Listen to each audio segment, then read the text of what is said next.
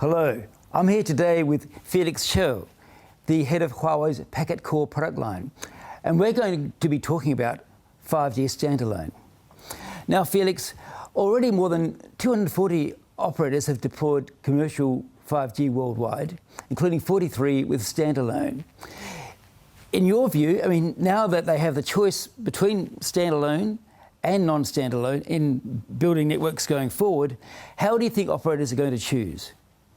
Up to now, more than 240 operators around the world have put 5G networks into commercial use. Among them, 43 operators have deployed 5G SA networks, and 150 operators plan to invest in 5G SA networks. Different operators in different countries or regions adopted different paths for their 5G networks construction. Some choose to deploy NSA networks and then gradually evolve to SA networks so as to meet user requirements for large bandwidth service.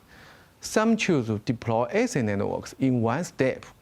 This is all based on their own conditions. While I believe that the SA network is a large network architecture for 5G, for core network construction, we recommended operators to directly deploy SA networks so as to avoid rapidly invest in 4G.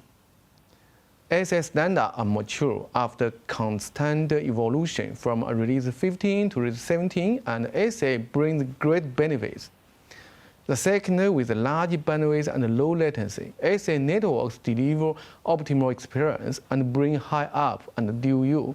According to statistics, the average traffic users of SA users is more than twice that of 4G users, and the up is increased about 10%. SA also brings differentiated capabilities such as low latency and high bandwidth for XR and VR service, low latency for fully connected factories, and service isolation with network slices. In addition, the user plane and the control plane are separated on SA networks, and the user plane can deploy flexibly and in distributed way. This provides intelligent traffic steering capabilities, better providing service in the B2B scenarios. It also better enables B2B service. The strong capabilities, especially the low latency of 5G SA network, will create great value for diverse scenarios such as industrial production, automation, and intelligent operations. SA also does well in energy saving. Statistics show that when the 5G traffic ratio increased by 10%, the power consumption of base station will be reduced by more than 4%. Now, do you think 5G SA technology is mature enough for large-scale deployment? Yes, I think so. There are a lot of excellent SA construction practice in and outside China. They all prove that SA networks are mature for wide deploy. The first, 5G SA has mature network capabilities and has been put into large-scale commercial use in China, Southeast Asia, Middle East, and Latin America.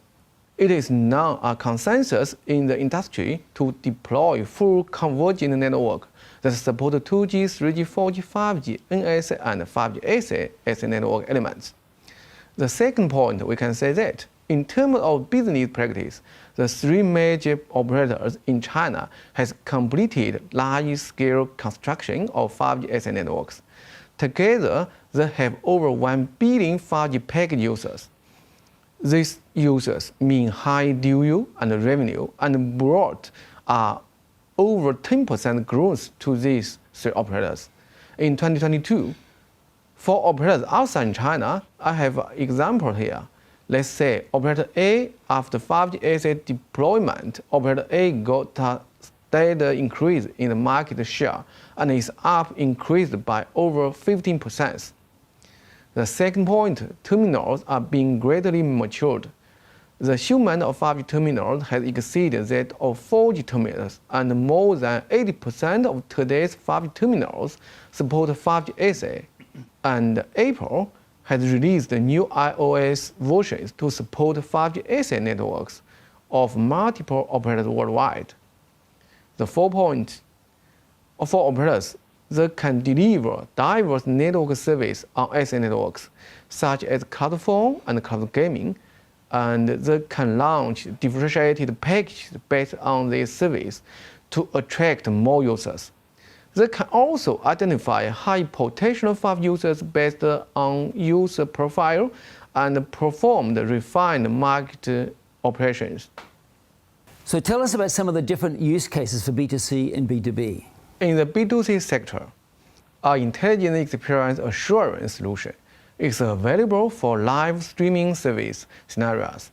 It helps operators release differentiated high-value packages, and more applications such as cloud phone, cloud gaming, new calling, and MEC2 more are gradually put into commercial use.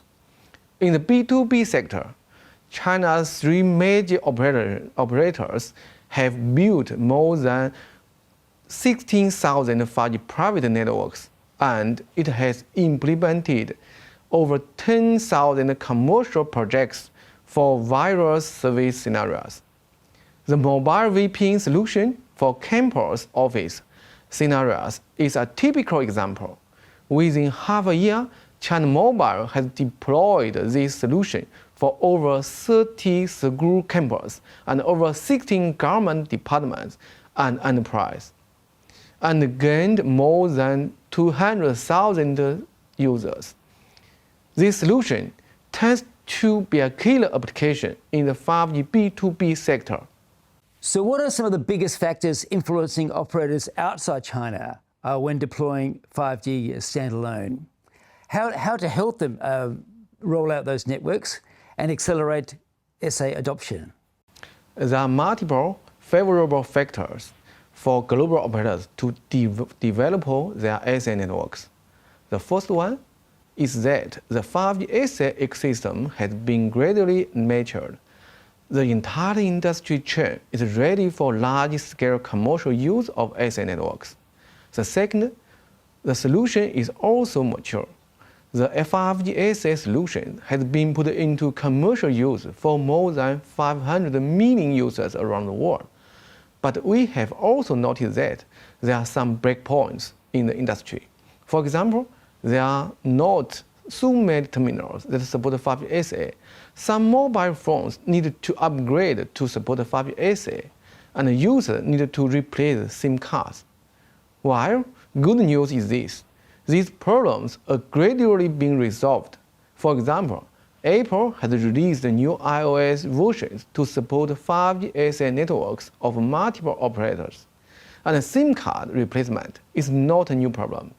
We have been through this when we remove from 3G to 4G. I think as 5G SA becomes more and more popular and more new service packages are provided, this will be no longer a problem.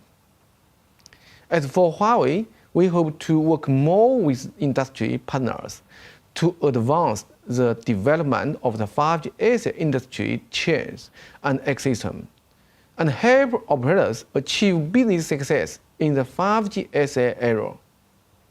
Thanks, Felix. That's been a really fascinating introduction to 5G standalone. It's an important technology and is only going to become even more important in the future. So thank you very much. Okay, thank you, Robert, for this interview. And you give some good questions about the industry. And also, I hope some answers can help the industry, can help the operators can build their 5G SA networks, can help to promote the SA networks development.